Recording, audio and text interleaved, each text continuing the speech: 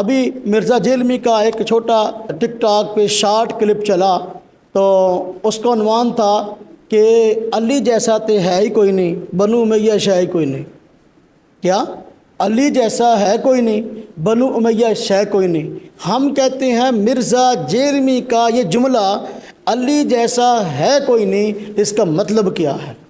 مرزا جیلمی در حقیقت سیدنا ابوبکر صدیق، حضرت عمر فاروق رضی اللہ عنہ، ان دونوں، بلکہ حضرت عثمان رضی اللہ تعالیٰ عنہ بھی، ان کی افضلیت کا انکار کرنا چاہتا ہے۔ یہ جملہ علی جیسا ہے کوئی نہیں، اس کا مطلب یہ ہے ابوبکر صدیق رضی اللہ عنہ حضرت علی کے مقام تک نہیں پہنچتے، حضرت عمر رضی اللہ عنہ حضرت علی کے مقام کو نہیں پہنچتے، حضرت عثمان رضی اللہ عنہ حضرت علی کے مقام کو نہیں پہنچتے۔